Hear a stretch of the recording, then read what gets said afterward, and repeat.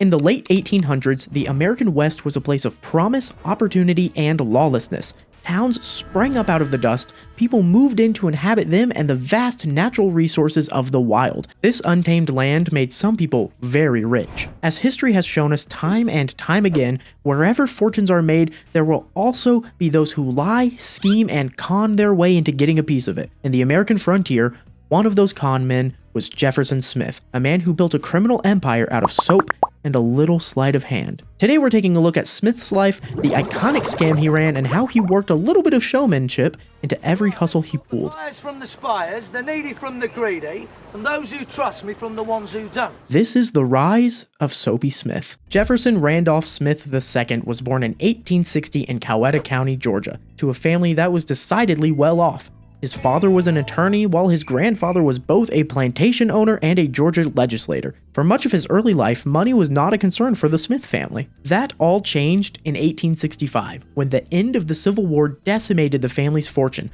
most likely due to not having anyone to, well, work their plantation. The silver spoon Smith was born with turned to ash, but it left a certain taste in his mouth, the taste of wealth, power, and financial security. So, when the Smith family moved to Round Rock, Texas to start a new life, he found a way to get his lavish life back, becoming a confidence man. A confidence man, these days better known as a con man or a con artist, is a person who swindles and defrauds vulnerable or naive people out of their hard-earned money. By the tender age of 17, Jefferson Smith was already honing the craft that would land him in the history books. When it came to being a con man, Smith was a natural. He became entrenched in the life, moving from small-time schemes to larger hustles in a matter of years. For better or worse, this was the path he was destined to follow in life, and not even witnessing the death of the major outlaw Sam Bass at the hands of Texas Rangers in 1878 could convince him to reconsider his life choices. If anything, he saw it as an opportunity, an empty role in the criminal underworld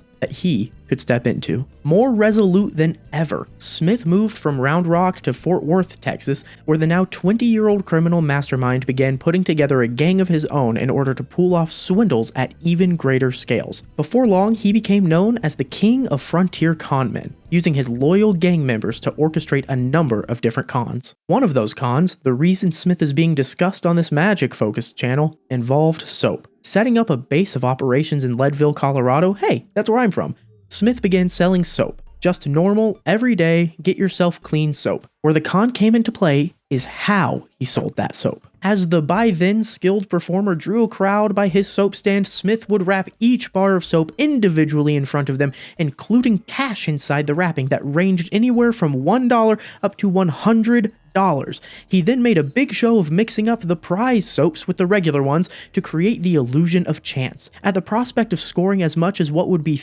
$3,100 today, adjusted for inflation, the people of Colorado were intrigued, but Smith's $5 asking price for each bar of soap, a little over $150 in today's money, made them just a wee bit hesitant. However, when one person in the crowd would inevitably exclaim that he scored a prize soap and raise his cash winnings into the sky, it resulted in a buying frenzy every single time. Well, except for the last time. By the time he extracted the wealth of the majority of the silver mining town, the suckers, if you ask Soapy, or victims, if you ask me, began to catch on to what was happening. That first winner didn't actually have a prize soap at all. He would just pull the cash out of his pocket while the crowd was distracted and make it look like he won. Similarly, there were soaps wrapped with cash, but through deft sleight of hand and extreme con artistry, Smith made sure that the prize soaps actually went to his gang members, further building up their coffers as the citizens' cash poured in. When he got down to his last few bars of soap, Smith was even able to auction them off for exorbitant prices by claiming that the $100 bill was yet to be found. After one too many people had been burned,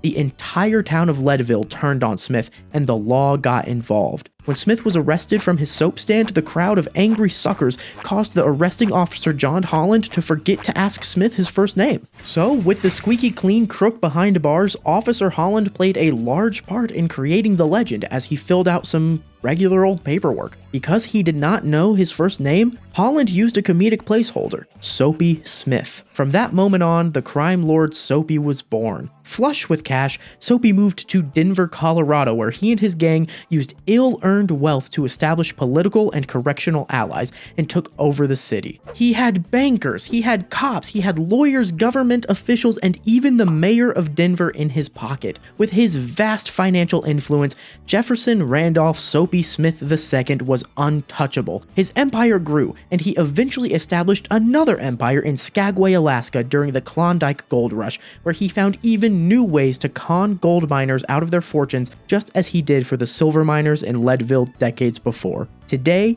he's remembered as a legend, and it all started with some soap and slippery sleight of hand. The Magic Castle in Hollywood even has a week to dedicate to the sleight of hand of Soapy Smith. I could talk for hours about Soapy Smith and get into the nitty-gritty details of each scam he ran.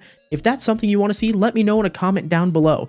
If you want to learn some of the scams he ran, like the shell game where I perform on my channel with over 20 million views, go ahead and check out my stores where I post packs of tutorials focused on different sections of magic. And yes, I even have a section on scams. Now they are for entertainment purposes only. Or if you want to just watch whatever magic tutorial, you can join my channel membership. They are less focused, but it's less money. Or you can subscribe to me. That is always free and helps me get that little plaque that I really want on my wall. I want that plaque.